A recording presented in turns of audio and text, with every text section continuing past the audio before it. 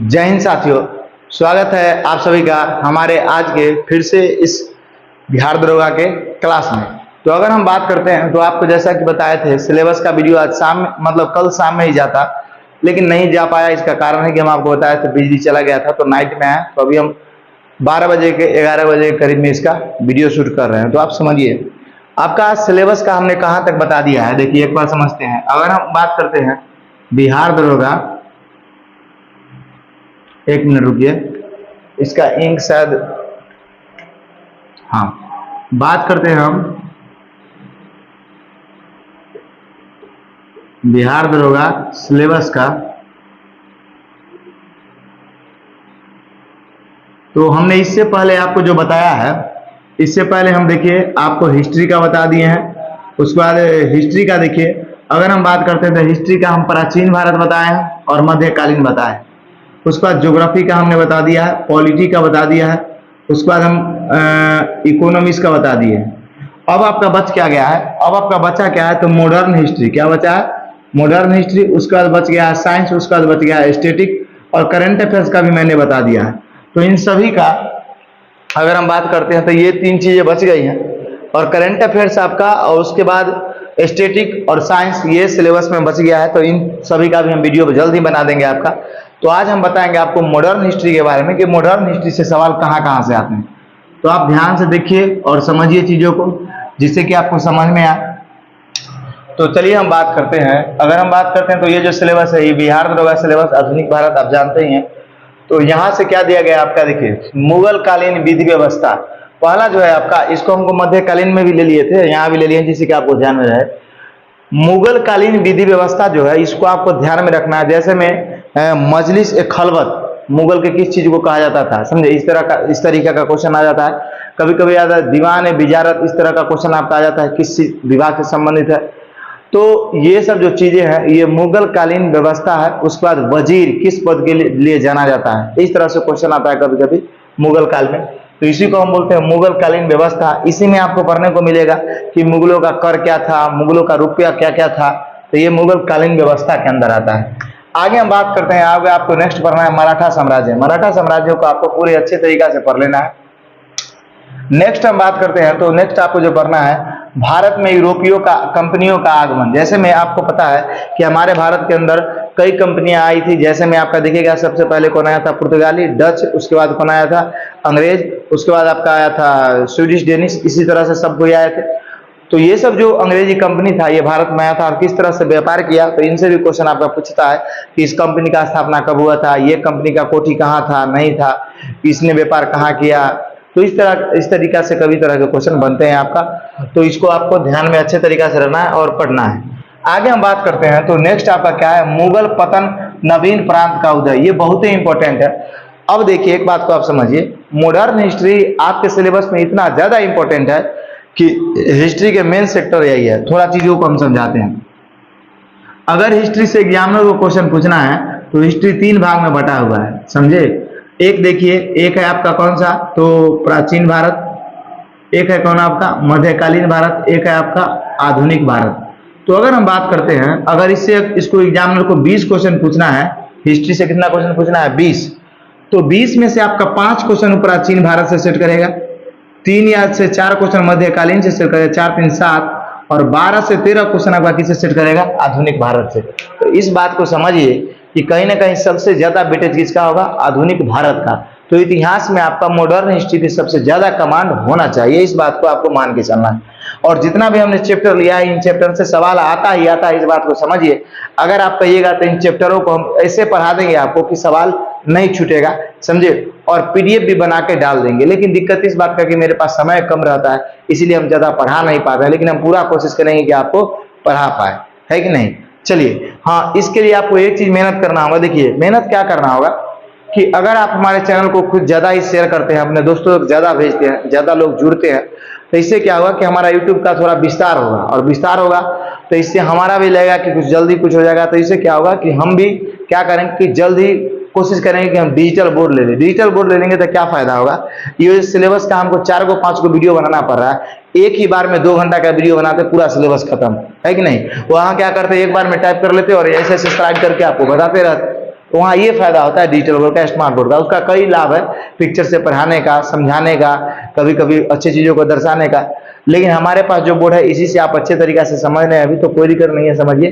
लेकिन यही एक विकल्प है, तो आप चाहिएगा तभी होगा। आप अपने दोस्तों में शेयर कीजिए, इससे क्या होगा कि जल्द ग्रो होगा चैनल और जल्द से जल्द हमारा काम बनेगा और हम भी आपके लिए जल्द से जल्द कुछ कर पाएंगे। क्यों? क्योंकि उसके बाद क्या होगा कि हम एक लड़के को हायर कर लेंगे जो पूरा टाइपिंग करके रखेगा, आपका पीडीएफ भी बना के टेलीग्राम में डाल देंगे और उसके बाद क्या होगा कि आपको आएंगे और बस यहाँ पढ़ाना भी चालू कर देंगे। तो इससे आपको ज़्यादा से ज़्यादा क्लास भी करा पाएंगे और हर चीज़ ज़्यादा हो जाएगा, समझे। और अभी टाइम भी है, तो इस हिसाब से आप कर सकते हैं। अब देखिए, ये सभी के सभी चीज आप ही के हाथ में, मेरे हाथ में कुछ नहीं है। तो अगर हम बात करते हैं तब मुगल पतन एवं नवीन प्रांत, इसको समझिए, बहुत इंपॉर्टेंट। देखिए हुआ क्या था, वीडियो थोड़ा लंबा था लेकिन आपको समझाते हैं, इस वजह से अच्छा आपको लगता है। देखिए अगर हम बात करते हैं तो मुगल पतन, मुगल का पतन औरंगजेब के बाद होता चला गया था, क्योंकि औरंगजेब के बाद कोई ऐसा शासक नहीं हुआ जो मुगल सत्ता को उस तरह से फिर से संभाल सके, समझे। सभी के सभी बोका हुआ, जितना शासक हुआ सब का सब बोका हुआ। तो इसके बाद जो औरंगजेब के बाद शासक हुआ वो सभी के सभी अयोग्य शासक हुए। तो अयोग्य शासक होने के कारण क्या हुआ था कि भारत के अंदर मुगल के चंगुल में जो भी प्रांत था वो प्रांत अपने आप को खुद से स्वतंत्र करने लगा मुगल से, समझे। वो बोला कि अब हम मुगल के अधीन नहीं रहेंगे, और रहेंगे भी तो इनडायरेक्ट रूप से कुछ कर दिया करेंगे और उसके बाद हम खुद का यहाँ का मालिक बन जाएंगे, समझे। तो इसी को बोलते हैं, तो उससे क्या हुआ कि नए नए राज्यों का उदय हो गया। तो इसी को बोलते हैं नवीन राज्यों का उदय या नवीन प्रांत का उदय। तो देखिए उस तरह से नया नया जो उस समय में राज्य बना, मतलब मुगल के पतन के समय में वो बना पहला मैसूर, उस तरह से मराठा बना, फिर नया बंगाल बना, ये हैदराबाद बना, और सारे प्रांत का उदय हुआ। लेकिन ये जो प्रांत है, चार प्रांत, इनसे बिहार दरोगा के एग्जाम में कई बार क्वेश्चन आया है और इसको हम बारीकी से आपको हम पढ़ा भी देंगे। शायद हमने बंगाल पर और उसके बाद मैसूर पर और हैदराबाद पर वीडियो भी, क्लास भी डाला हुआ है, तो उसको जाके आप देख सकते हैं। वो कोचिंग से ही हम लाइव पढ़ाए थे तब का है, समझे। तो मैसूर, मराठा, बंगाल, हैदराबाद, इन सभी को आपको इग्नोर करना ही नहीं है, काफी अच्छे तरीका से आपको जानकारी करना है, डेप्थ तरीका से। आगे समझिए, नेक्स्ट जो है आपका वो है सभी आंगल युद्ध। क्या आपका सभी आंगल युद्ध, आंगल मतलब क्या होता है आपका, आंगल मतलब होता है अंग्रेज। क्या होता है? अंग्रेज। और देखिए आंगल से जो व्यक्ति लड़ा उसमें उसको हम जोड़ देते हैं। जैसे में आप इतिहास में पढ़ते होंगे, आंगल मराठा युद्ध, आंगल मैसूर युद्ध, आंगल अफगान युद्ध, आंगल बर्मा युद्ध, पढ़ते कि नहीं पढ़ते हैं? तो उसी को हम बोलते हैं आंगल युद्ध। तो आंगल का मतलब हो गया अंग्रेज, और बर्मा मतलब कौन हो गया? म्यांमार। अफगान मतलब क्या हो गया? अफगानिस्तान। मैसूर मतलब कौन हो गया? मैसूर। सामने से मैसूर है, इधर से अंग्रेज है। तो समझ में आ गया आपको। तो इससे आपको क्या पूछता है, इससे बार बार आपको देखिएगा पूछेगा डेट। क्या पूछेगा? डेट पूछेगा। जैसे में तीन आंगल, चार आंगल मैसूर युद्ध हुए, तो चार आंगल मैसूर युद्ध में से किसी को पूछ देगा। तीन आंगल मराठा युद्ध हुए, इस तरह से तरीका से क्वेश्चन पूछ देगा। उसके बाद बर्मा युद्ध हुआ, आंगल नेपाल युद्ध हुआ, तो इन सभी का डेट पूछता है। अब सबसे निम्न हम बात हम आपको बताते हैं, इसका हम काफी अच्छे तरीका से, खासकर दरोगा के लिए जब हम पढ़ा रहे थे तो उस समय में हम आंगल बर्मा युद्ध का सारा का एक ही वीडियो में बना दिया। जितना भी अंग्रेज ने भारत में आंगल युद्ध लड़ा है वो सभी का सभी, तो उसका हम लिंक डिस्क्रिप्शन में दे देंगे, उस वीडियो को जाकर आप देख सकते हैं। और काफी अच्छे तरीका से हमने ट्रिक से बता दिया है, आपको कंफर्म याद हो जाएगा, वादा रखिए।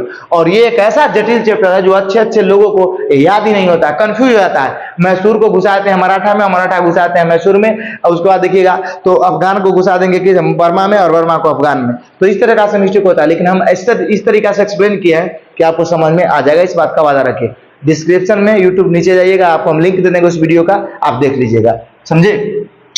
आगे हम बात करते हैं नेक्स्ट का, तो वो है अंग्रेजों के खिलाफ प्रमुख विद्रोह। मतलब देखिए अंग्रेजों के खिलाफ बहुत सारे विद्रोह हुआ जनजातियों के द्वारा, वो है आपका पढ़ना है। उसके बाद जैसे मैं आपको पूछ देगा मुंडा विद्रोह, चुआरो विद्रोह, उसके बाद पागलपंथी विद्रोह, तो ये सभी विद्रोह हुआ था। तो इसका डेट है, उसके बाद इस विद्रोह के नेतृत्वकर्ता कौन थे जनजाति की तरफ से, वो मुंडा विद्रोह। तो ये सभी विद्रोह होता है। आगे आपको 1857 की क्रांति पढ़ना है। 1857 की क्रांति में थोड़ा आपको विस्तृत जानकारी रखना है कि कहां से किन लोगों ने नेतृत्व किया, और 1857 की क्रांति का और मुख्य क्या क्या कारण था, और इसका क्या क्या इम्पैक्ट पड़ा, क्या प्रभाव पड़ा है कि नहीं। तो ये अच्छे तरीका से पढ़ना है आपको। आगे आपको पढ़ना है भारत का गवर्नर जनरल। भारत के गवर्नर जनरल आपको शायद याद नहीं होता होगा, तो भारत के गवर्नर जनरल 5-6 क्लास हम कराएंगे, 4 से 5 क्लास तो आपको पूरा क्लियर करा देंगे, पूरा याद करा देंगे। हमको पूरा जुबाने पर याद है हर गवर्नर के बारे में, जितना चाहिए उतना। तो हम आपको अच्छे तरीका से याद करा देंगे। आप जब कहिएगा तो इसका क्लास स्पेशल कभी लाएंगे, नहीं तो मैराथन टाइप का लाएंगे 2 घंटा का क्लास, समझे, 2 या 2.5 घंटा का क्लास 2 बार लाएंगे, खत्म हो जाएगा। भारत का गवर्नर जनरल ये बहुत जटिल होता है नाम के वजह से, समझे, और सभी गवर्नर जनरल इंपोर्टेंट नहीं है, और सभी गवर्नर जनरल के कुछ कुछ बातें इंपोर्टेंट है जो आपको पढ़ना है, तो ये सभी हम पढ़ाएंगे, आपको टेंशन नहीं लेना है। आगे बात करते हैं किसका, तो भारत में स्वतंत्रता का संघर्ष। अगर गवर्नर जनरल आप पढ़ लिए होंगे तो कोई दिक्कत नहीं, लेकिन आपको अगर दिक्कत होता होगा तो आप बताइएगा, कमेंट कीजिएगा, वो हम पढ़ा देंगे। आगे हम बात करते हैं भारत का स्वतंत्रता संघर्ष। तो देखिए भारत के अंदर जो स्वतंत्रता हुआ, संघर्ष हुआ, वो अंग्रेज के आने के बाद ही हुआ। तो कई तरीका से संघर्ष हुआ। एक देखिएगा तो एक हुआ सन्यासियों के द्वारा विद्रोह, सबसे पहले सन्यासियों के द्वारा विद्रोह किया गया। उसके बाद भारत में क्रांतिकारियों के द्वारा विद्रोह किया गया। उसके बाद भारत में क्या हुआ कि उसके बाद नौजवानों के द्वारा विद्रोह किया गया। उसके बाद गांधी युग आया। तो इस तरह से हम 3 तरीका में इसको बांट सकते हैं। तो देखिए अगर हम बात करते हैं तो 1720 से लेकर 1885 तक कुछ नौजवानों, और उसके बाद देखिएगा तो सन्यासियों के द्वारा विद्रोह चला अंग्रेजों के खिलाफ। उसके बाद देखिएगा 1885 से 1920 तक क्रांतिकारियों के द्वारा आंदोलन चला। किसके द्वारा, क्रांतिकारियों के द्वारा। अगर आपको दिख रहा होगा तो लिख देते हैं क्रांतिकारी।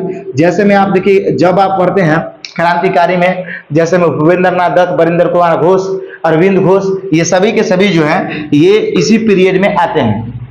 क्रांतिकारी आंदोलन ये बंगाल में, महाराष्ट्र में उस समय उग्र था। उसके बाद बाल गंगाधर तिलक वगैरह इन्हीं सब में आते हैं। उसका 1720 में आपको बताया सन्यासियों एवं किसानों के द्वारा यह विद्रोह किया गया था। और 1920 से हम बात करते हैं तो यहाँ से आपका गांधी युग आ जाता है। क्या आ जाता है, गांधी युग। और ये गांधी युग यहाँ से शामिल हो जाता है और इसमें गांधी जी का एंट्री हो जाता है। तो इस तरीका से बातों को आप समझ सकते हैं। अब हम इसके बाद आगे बात करते हैं तो यहाँ देखिए सामाजिक धार्मिक सुधार आंदोलन। सामाजिक धार्मिक सुधार आंदोलन की बात करते हैं तो 1720 से 85 तक। देखिए इसका कहने का क्या मतलब है, सामाजिक धार्मिक सुधार आंदोलन मतलब धर्म से संबंधित और समाज से संबंधित जो हमारे मतलब भारत के अंदर कुरीतियां थी उसको दूर करने के लिए जो आंदोलन चलाया गया उसी को हम बोलते हैं सामाजिक धार्मिक सुधार आंदोलन।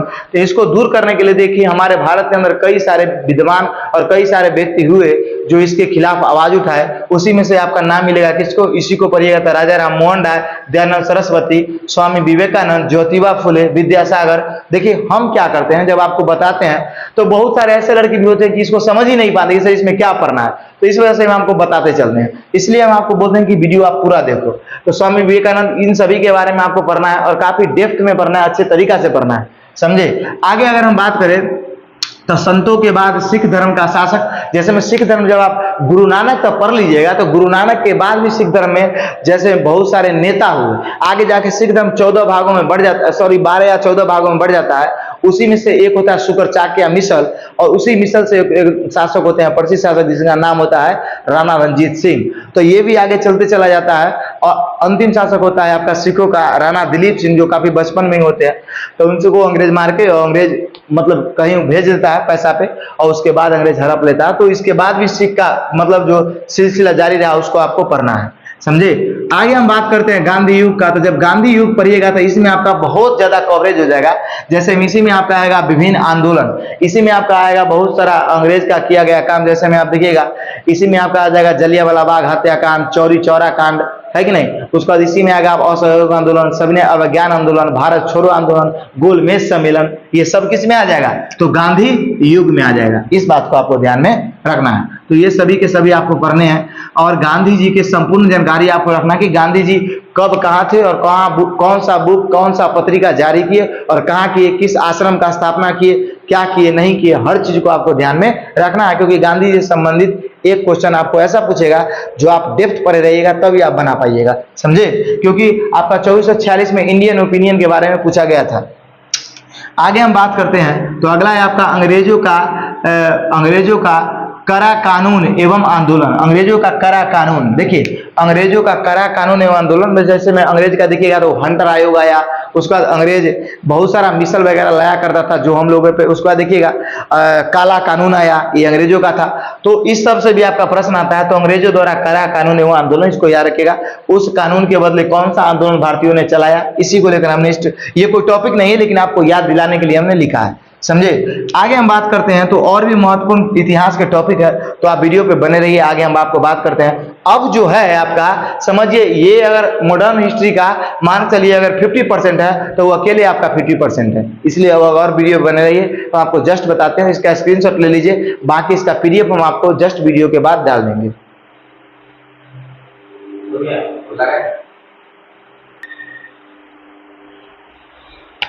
चलिए हम नेक्स्ट बात करते हैं। अब नेक्स्ट बात करते हैं, आगे आपको क्या रखना है ध्यान में, आइए बात करते हैं। तो ये देखिए इतिहास का एक तरह से इसको स्टैटिक में रख सकते हैं। तो अगर हम इसका बात करते हैं तो ये अकेले समझिए कि इतिहास का बहुत बड़ा सेक्टर को ये करता हायर करता है, बहुत ज्यादा सेक्टर को। देखिए अगर हम बात करते हैं तो यहाँ स्वतंत्रता आंदोलन में शामिल संगठन का नाम, स्थापना व समय। जैसे में देखिएगा स्वतंत्रता आंदोलन में शामिल संगठन का नाम, स्थापना व समय। जैसे में देखिएगा आंदोलन हुआ तो आंदोलन का स्थापना कौन किया, समझे। जैसे में आपका मान चलिए कुछ आंदोलन हुए, बहुत सारे आंदोलन हुआ, तो उस आंदोलन का स्थापना कौन किया, किसके समय में हुआ, समझे। इस तरीका से आपका क्वेश्चन पूछता है। और उस आंदोलन के कौन कौन व्यक्ति सदस्य थे, ऐसा भी क्वेश्चन पूछा जाता है। जैसे में आपको पूछेगा अनुशीलन समिति का स्थापना किसने किया, अनुशीलन समिति के सदस्य इनमें से कौन कौन थे। 2446 के मेंस में जाके देखिए क्वेश्चन पूछा हुआ है कि इनमें से कौन से व्यक्ति अनुशीलन समिति के सदस्य नहीं थे, जाके आप देखिए आपको पता चल जाएगा, समझे। आगे अगर हम बात करते हैं तो नेक्स्ट है विद्वानों तथा क्रांतिकारियों द्वारा रचित पुस्तक। देखिए विद्वानों तथा क्रांतिकारियों द्वारा रचित पुस्तक, पत्रिका एवं पत्र। जैसे में आप देखिएगा नवजीवन, नवजीवन हम बताए आपको, उसका देखिए इंडियन आफ्टर गांधी, ये सब पुस्तक आपका पूछेगा, समझे। तो ये सभी के सभी आपका पुस्तक हो गया, और उसका पत्रिका हो गया, कुछ पत्र हो गए, तो ये आपको पूछेगा ही पूछेगा। तो ये सभी का सभी आपको लुसेंट के लास्ट में मिल जाएगा, या आपको देखिएगा तो बहुत सारा बुक है जिसमें आपको मिल जाएगा, तो उसके लिए टेंशन नहीं है। और कहिएगा तो टेलीग्राम पर हम इन सब का PDF डाल देंगे, आप अपना पढ़ लीजिएगा, समझे। बुक से हम खींच के डाल देंगे आपका। नेक्स्ट देखिए अगर हम बात करते हैं तो भारतीय प्रेस का विकास, भारतीय प्रेस का विकास, ये चैप्टर है आपका कि भारतीय प्रेस का विकास आखिर कैसे कैसे हुआ, इसको लेकर आपको पूरा पढ़ लेना है कि प्रेस का विकास कैसे कैसे हुआ, पहला प्रेस कौन था, तो द बंगाल गजट था, क्या था नहीं था, इसका मतलब आप समझ रहे होंगे। उसके बाद आपको कांग्रेस अधिवेशन के बारे में पूरा जानकारी रखना है कि कांग्रेस के अधिवेशन कहाँ कहाँ हुआ, और कांग्रेस के सभी अधिवेशन आपको ध्यान में नहीं रखना है, सभी महत्वपूर्ण नहीं है। तो आपको कांग्रेस का अधिवेशन याद होना चाहिए, कहाँ उस अधिवेशन हुआ, उस अधिवेशन का विशेषता क्या था, उसकी अध्यक्षता कौन व्यक्ति कर रहे थे, इस तरह से सवाल पूछे जाते हैं कांग्रेस के अधिवेशन से। नेक्स्ट अगर हम बात करते हैं तो वो है आपका ब्रिटिश की आयोग एवं समिति। जैसे में देखिएगा ब्रिटिश भी कई तरह के आयोग बनाता था, समिति बनाता था, जैसे में क्रिप्स मिशन, साइमन कमीशन, ये सब उसका कमीशन था, है कि नहीं। उसके बाद देखिएगा कैबिनेट मिशन, तो ये किसका समिति था, तो मतलब किसका, अंग्रेजों का। तो इन सब समितियां सभी आपका क्वेश्चन पूछता है। कई बार दरोगा के एग्जाम में पूछा गया कि कैबिनेट मिशन के सदस्य इनमें से कौन नहीं थे, समझे। अब जाके देखिए 3-4 बार इस क्वेश्चन को पूछा है बिहार दरोगा, कई बार एग्जाम में दोहराया इस क्वेश्चन को। तो ये समझ में आ गया आपको कि ब्रिटिश की आयोग एवं समिति। नेक्स्ट अगर हम बात करते हैं तो कांग्रेस अधिवेशन के बारे में आपका 2 बार लिखा गया, यहाँ भी लिख दिए, यहाँ भी लिख दिए, तो इसको ध्यान में रखिएगा। नेक्स्ट अगर हम बात करते हैं आपका, नेक्स्ट अगर बात करें तो विभिन्न भारतीय की उपाधि। जैसे में आप देखिएगा भारतीयों की उपाधि कई बार क्वेश्चन पूछा गया है आपका, देखिएगा 1717 में, 2446 में, और इधर भी पूछा गया कि नाइटहुड का उपाधि किसने लौटा दिया था, तो रविंद्रनाथ टैगोर, समझे समझे। उसके बाद ये आपको क्वेश्चन पूछा हुआ है हाल ही के एग्जाम में कि जलियांवाला बाग हत्याकांड के बाद वायसराय के कार्यकारिणी परिषद से कौन व्यक्ति था जिसने मतलब कि क्या त्याग पत्र दे दिया था, तो वो शंकर नायर थे, समझे ये क्वेश्चन। अब देखिए हम पढ़ाते पढ़ाते हमको ध्यान में आ जाता है कि आखिरकार यहाँ पे कौन क्वेश्चन पूछा है, तो आपको हम एक भी चीज फालतू नहीं बताते हैं। इसलिए हम एक लड़का कोई बोले, वो अब करंट अफेयर्स पढ़ाते तो कहते हैं सर ये पूछेगा, अरे आप पढ़िए ना। अब 100 क्वेश्चन उसको तैयार करना है, तो जितना सिलेबस है वो पूरा सिलेबस को पढ़िएगा कि नहीं पढ़िएगा। आप कहेगा नहीं सर जो 100 क्वेश्चन आएगा वही हमको पढ़ाइए, तो ये तो हमारे बापों को पता नहीं कि कौन कौन जाएगा, है कि नहीं। इस बात को समझिए। तो जो सिलेबस है वो तो आपको पढ़ना ही होगा, तो उसी में से ना क्वेश्चन आएगा। ऐसा थोड़ा कि 100 क्वेश्चन हमको पता है कि इस चैप्टर से आने वाला उसी चैप्टर को पढ़ कर जाइए, तब तो आप 100 में 90 मार दीजिएगा, 90 की 95 कर दीजिएगा। नेक्स्ट देखिए अगर हम बात करते हैं तो अगला है विभिन्न भारतीयों की उपाधि, ये समझ में आ गया आपको। नेक्स्ट अगर हम बात करते हैं इतिहास के महत्वपूर्ण घटना, डेट व समय, जैसे में ये भी बहुत इंपॉर्टेंट है, इतिहास के अंदर कौन कौन से घटना हुआ उससे संबंधित आपका डेट पूछ देता है, उससे संबंधित आपका तारीख पूछ देता है। इससे जैसे में जलियांवाला बाग हत्याकांड सबको याद है 13 अप्रैल 1919, तो उसी तरह से देखिएगा कि चौरी चौरा कांड आपका कब हुआ, ये भी पूछा हुआ है दरोगा के एग्जाम में। चौरी चौरा कांड के बारे में 2213 के मेंस में पूछा है, चौरी चौरा कांड के बारे में 5 फरवरी 1922 को क्वेश्चन पूछा हुआ है, आप जाके देखिए। असहयोग आंदोलन से वहां क्वेश्चन पूछा हुआ है, आप जाके देख सकते हैं 2213 के मेंस में, समझे।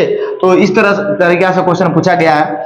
आप नेक्स्ट देखिए, अगला है आपका राजवंश एवं उसके संस्थापक, तो ये तो बहुत कम पूछता है, लेकिन ये भी आपको ध्यान में रखना है। नेक्स्ट आगे हम बात करते हैं तो प्रमुख सम्मेलन समझौता, जैसे में अगर हम बात करते हैं, जैसे इतिहास के अंदर भी बहुत सारे सम्मेलन और समझौता हुए। एग्जाम्पल में आपको हम बताते हैं, अगर सम्मेलन की बात करते हैं तो गोलमेज सम्मेलन, समझौता की बात करते हैं तो शिमला समझौता, इसी तरह से और सारे सम्मेलन हुए हैं, तो उसको आपको ध्यान में रखना है, और शिमला समझौता वगैरह इन सभी को। तो ये जो है आपका मॉडर्न हिस्ट्री में अगर आप इतना पढ़ते हैं तो मॉडर्न हिस्ट्री में आपको और पढ़ने का ज्यादा जरूरत नहीं है, क्योंकि हमने कोशिश किया है कि सभी को सेपरेट से किया जाए। हो सकता है हमसे 2-3 चैप्टर छूट गया होगा, तो हम इंसान हैं, ऐसा नहीं कि भगवान है कि हम हर चीज को आपको ये कर दे। लेकिन ये समझिए कि मॉडर्न हिस्ट्री का मैंने 90 से 95%, 95% तक सिलेबस को कवर कर दिया है, समझे। अगर हम आपको सर बात करते हैं तो हम अभी तक सिलेबस की बात करते हैं। एक बात और हम आपको लास्ट में बताते हैं कि देखिए टेलीग्राम चैनल का हम लिंक दे दिया है, आप टेलीग्राम चैनल जाकर ज्वाइन कीजिए, वहां से आपको पीडीएफ मिल जाएगा, समझे। अगर हम आगे बात करते हैं आपसे, अगर यहाँ पे हम बात करें, क्या आपसे बात करें तो सिलेबस की बात करते हैं, तो अभी तक हमने आपको क्या क्या बता दिया, फिर बता देते हैं। हमने हिस्ट्री का सब अब कंप्लीट हो गया इस वीडियो में पूरा, ज्योग्राफी आपको बता चुके हैं, पॉलिटी भी हम आपको बता ही दिए हैं, इकोनॉमिक्स भी हम क्या किए बता ही दिए। अब आपका क्या बच गया है, उसके बाद करेंट अफेयर्स भी हमने बता दिया है, तो इन सभी चीजों को हमने बता दिया है। अब आपका बच जाता है क्या, साइंस। क्या बच जाता है, साइंस। साइंस का बता देना है, और उसके बाद आपका क्या बता देना है, साइंस के बाद कौन सा सिलेबस होता है ना, स्टैटिक। क्या होता है ना, स्टैटिक। ऐसे स्टैटिक पोर्शन को भी मैंने 70% तक कर लिया है, 70 नहीं 50% मान के चलिए। क्यों कर लिया है, क्योंकि आप देखिए हिस्ट्री ज्योग्राफी, मतलब ज्योग्राफी में, पॉलिटी में, सॉरी ज्योग्राफी और हिस्ट्री के अंदर और इकोनॉमिक्स के अंदर जो स्टैटिक आता है वो हम आपको लिख लिख के बता दिए कि ये स्टैटिक हो गया, ये हिस्ट्री हो गया, है कि नहीं। तो ये भी हम आपको बता ही दिए, तो बच गया साइंस और ये, तो इसको भी हम नेक्स्ट वीडियो में आपको बता ही देंगे। तो चलिए, और टेलीग्राम के लिए आप जरूर ज्वाइन कीजिएगा, इसका स्क्रीनशॉट आप ले लीजिए एक बार। तो आशा करते हैं कि आपको हमारा ये क्लास अच्छा लगा होगा, और अच्छा लगा होगा तो हम आपको एक बोले कि आप अपने दोस्तों को ज्यादा से ज्यादा शेयर कीजिए और जोड़िए, और ऐसा नहीं कीजिए एक साथ ही ये बोल रहे थे कि सर वीडियो इतना अच्छा रहता है कि दूसरों को भेजेंगे कि कट पे बढ़ा देगा, तो ऐसा नहीं करना है, आप समझिए इस बात को। तो चलिए, तब तक के लिए जय हिंद, जय भारत, मिलेंगे आपसे फिर से अगले क्लास में।